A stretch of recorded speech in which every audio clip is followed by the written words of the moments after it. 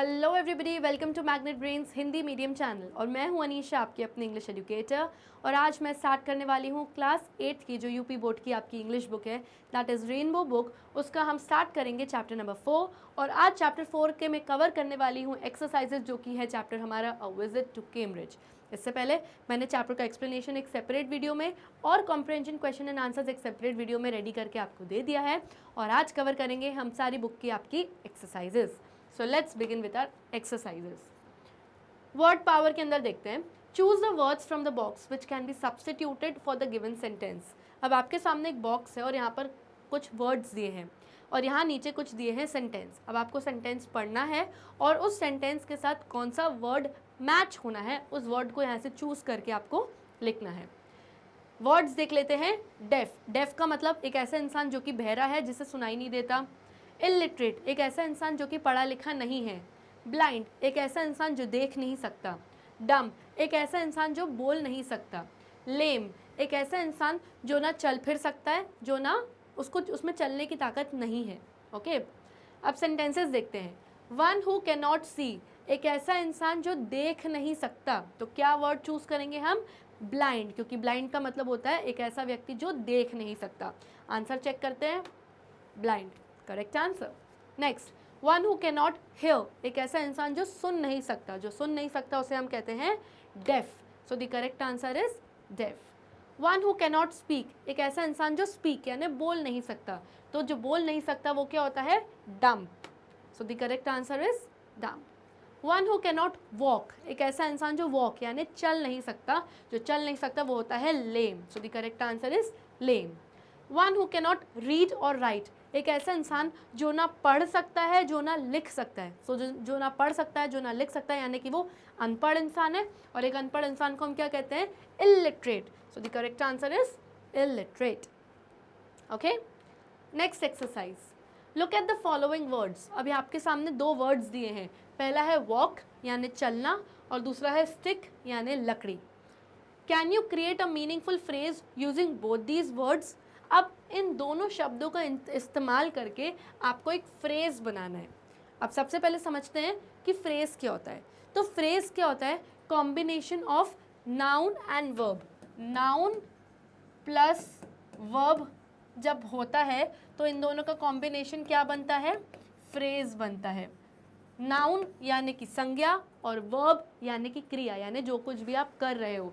तो जब इन दोनों को आप मिला देते हो तो क्या बन जाता है? एक फ्रेज। एक फ्रेज यानी कि एक ऐसा इनकम्प्लीट सेंटेंस। ओके, तो it is simple, adding ing to the verb and use it before the noun, put an article at the beginning. तो आप इनको कंबाइन करके फ्रेज बनाओगे कैसे? तो बनाना बहुत सिंपल है, आपको कुछ नहीं करना। जो वर्ब है उसके आखिरी में ing लगा दो।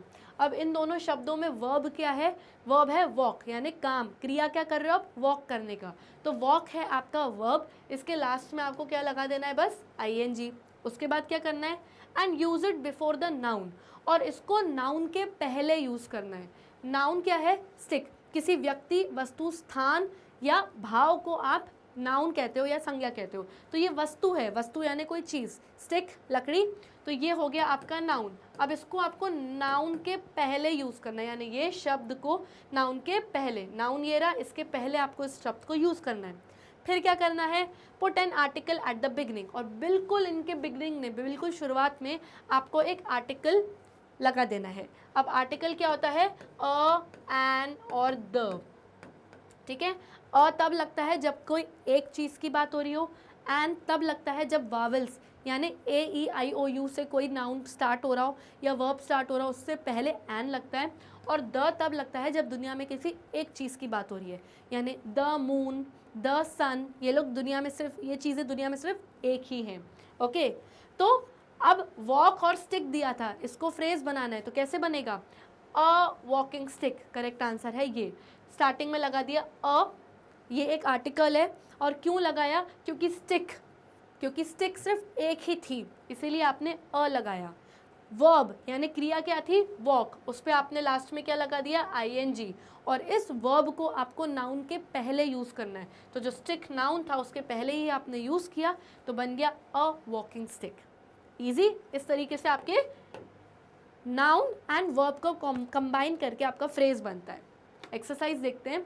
Now make 6 such phrases using the words given below. अब 6 वर्ड्स आपको ऐसे दिए हुए हैं और आपको अब क्या बनाना है, फ्रेज बनाना है।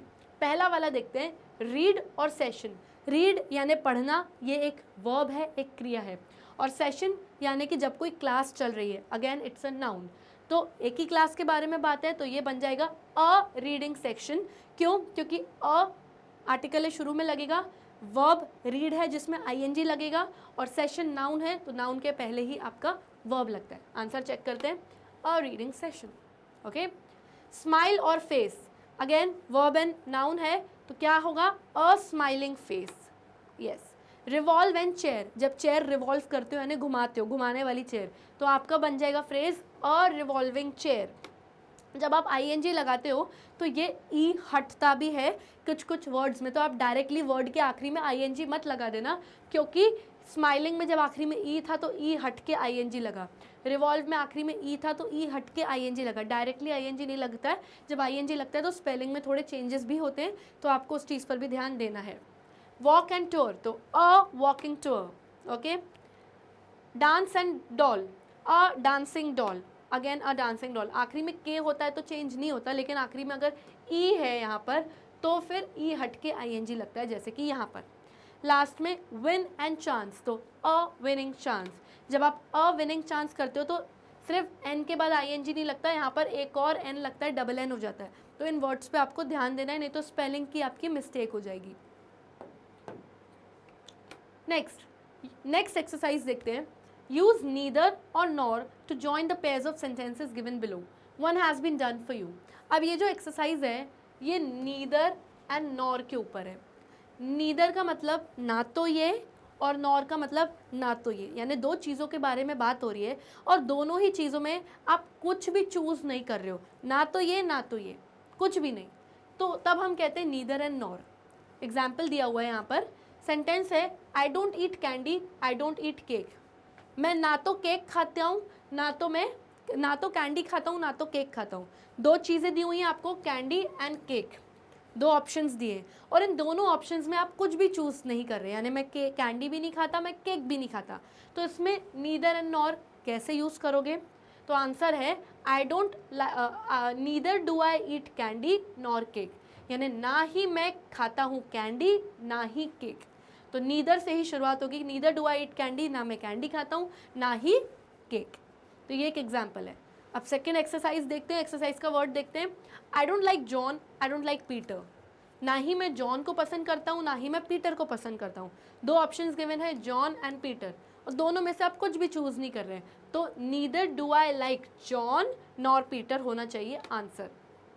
Yes, neither do I like John nor Peter, इस तरीके से नीदर एंड नॉर यूज होता है। Next, he did not come, he did not call, ना ही वो आया ना ही उसने कॉल किया, तो दो ऑप्शन से दोनों को ही चूज नहीं किया, क्या बनेगा, neither did he come nor he nor call, ना ही वो आया ना ही कॉल किया, ये बनेगा आपका answer. Next question, he does not drink, he does not smoke, ना ही वो स्मोक करता है ना ही वो ड्रिंक करता है, ना ही वो अल्कोहल कंज्यूम करता है, ना ही स्मोक करता है, यानी ना ही सिगरेट पीता है। दोनों ही ऑप्शंस और दोनों ही चूज नहीं, तो neither does he drink nor smoke बन गया आपका आंसर। इस तरीके से आपको यूज करना है। लास्ट क्वेश्चन देखते हैं, she did not like Rome, she did not like Paris, दो जगह है रोम एंड पेरिस, ना ही उसको रोम पसंद आया ना ही पेरिस पसंद आया, तो neither did she like Rome nor Paris होना चाहिए इसका आंसर। Okay, easy.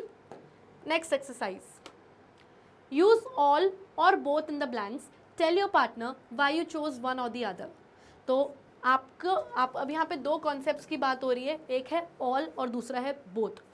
ऑल का मतलब जब आप सब की बात कर रहे हो, और बोथ का मतलब जब आप दोनों की बात कर रहे हो, यानी दो लोगों की सिंपली बात कर रहे हो तो आप यूज़ करोगे बोथ। लेकिन जब आप ऑल की बात कर रहे हो यानी कि आप सब की बात कर रहे हो, ठीक है, तो आपके पास कुछ सेंटेंसेज हैं और आपको यूज़ करना, सेंटेंस पढ़ के समझना है कि वहाँ पर ऑल आएगा या कि बोथ। फर्स्ट वाला देखते हैं, ही हैज़ टू ब्रदर्स, उस लड़के के दो भाई हैं, डैश आर लॉयर्स, और दोनों ही क्या है, लॉयर्स हैं यानी कि वकील हैं। तो ऑल आर लॉयर्स आएगा कि both are lawyers, obviously both आएगा क्योंकि दो भाइयों की बात हो रही है। जब दो की बात हो रही होती तो बोथ यूज़ करते हैं, और जो सबकी बात हो रही होती तो ऑल यूज़ करते हैं। Next sentence, more than 10 persons called, dash of them wanted to see you.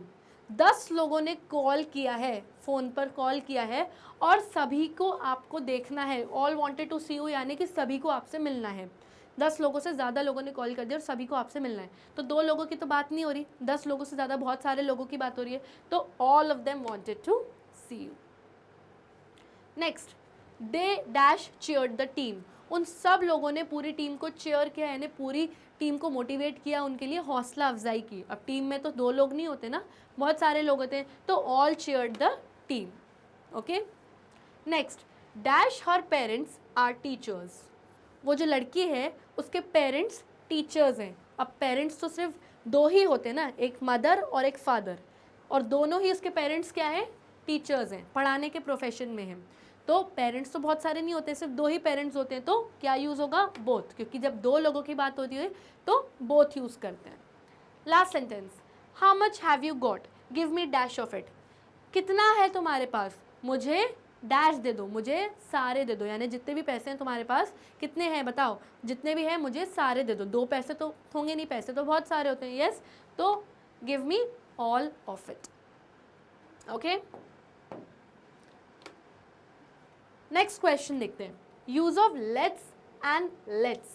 अब एक लेट्स होता है LETS, ओके, और एक लेट्स होता है LET, और ये जो ऊपर आपको कॉमा दिख रहा है इसको कॉमन नहीं बोलते, इसको हम अपोस्ट्रोफी बोलते हैं। तो एक होता है लेट अपोस्ट्रोफी एस। दोनों सुनने में लेट्स ही होते हैं, इसको भी लेट्स बोलते हो, उसको भी लेट्स बोलते हो, लेकिन दोनों का यूज़ आप अलग अलग जगह करते हो। देखते हैं कौन सी चीज़ कहाँ यूज़ होती है।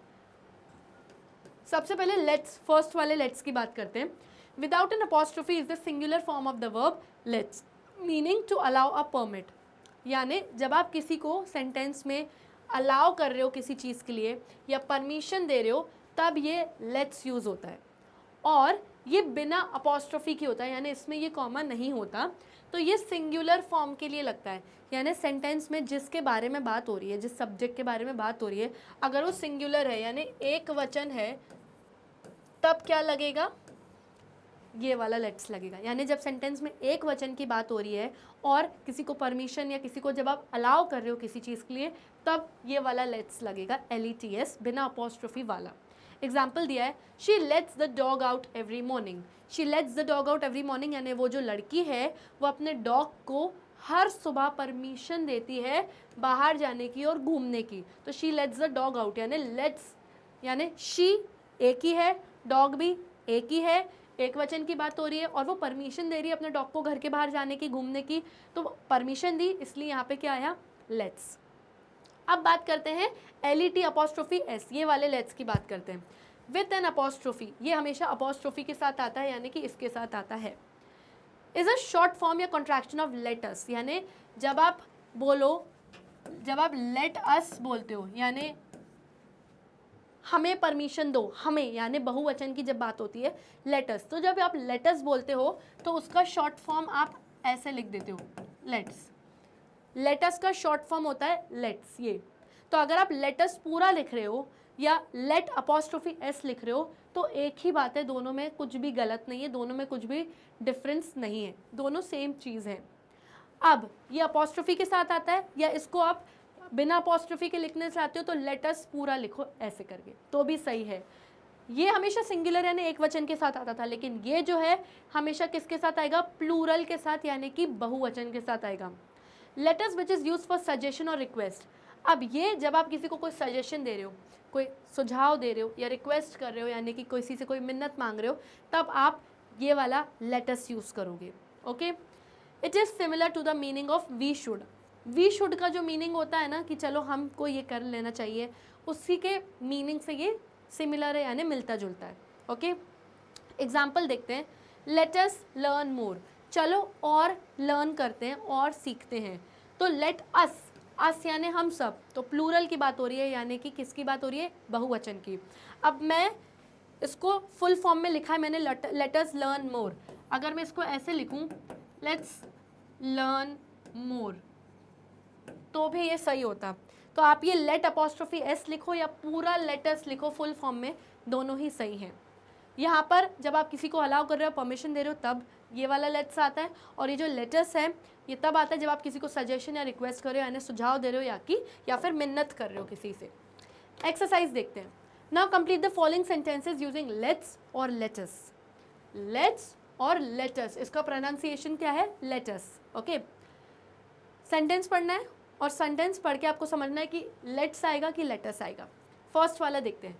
His mother dash him watch TV till midnight. Midnight यानी रात के 12 बजे, 12 AM की बात हो रही है यहाँ पे। ओके, तो उस लड़के की मदर ने डैश किया उसको टीवी देखना रात के 12 बजे तक, यानी उस लड़के की मम्मी ने उसको शायद परमिशन दी रात के 12 बजे तक टीवी देखने की। तो जब आप परमिशन देते हो तो क्या होता है? जब आप परमिशन देते हो तो ये वाला लेट्स आता है, LETS वाला। Let's check the answer. Yes, let's. Next, dash hope for the best. चलो उम्मीद करते हैं बेस्ट होने की, सब अच्छा होने की। तो चलो उम्मीद करते हैं, तो सबसे बोला जा रहा है, प्लूरल बहुवचन की बात हो रही है, और ये आप सुझाव दे रहे हो, सजेशन दे रहे हो किसी को, चलो अच्छे के लिए उम्मीद करते हैं। इसमें कोई परमिशन की तो बात है नहीं, तो यहाँ आएगा लेटस, यानी let apostrophe S. Okay, next, dash see what is on the menu.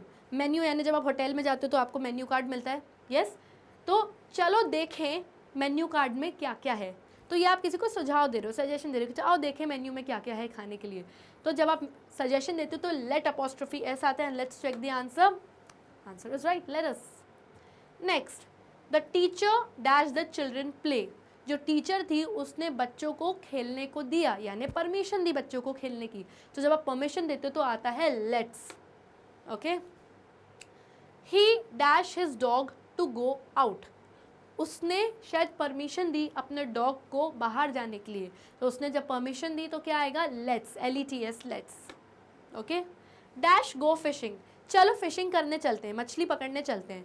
तो मछली पकड़ने जा रहे हैं तो बहुत सारे लोगों की बात हो रही है भाई, आप 2 से ज़्यादा लोगों की बात कर रहे हो, और ये आप सजेशन दे रहे हो, सुझाव दे रहे हो कि चलो फिशिंग करने चलते हैं। तो यहाँ पे आएगा लेटस, यानी let apostrophe s, and the answer is right.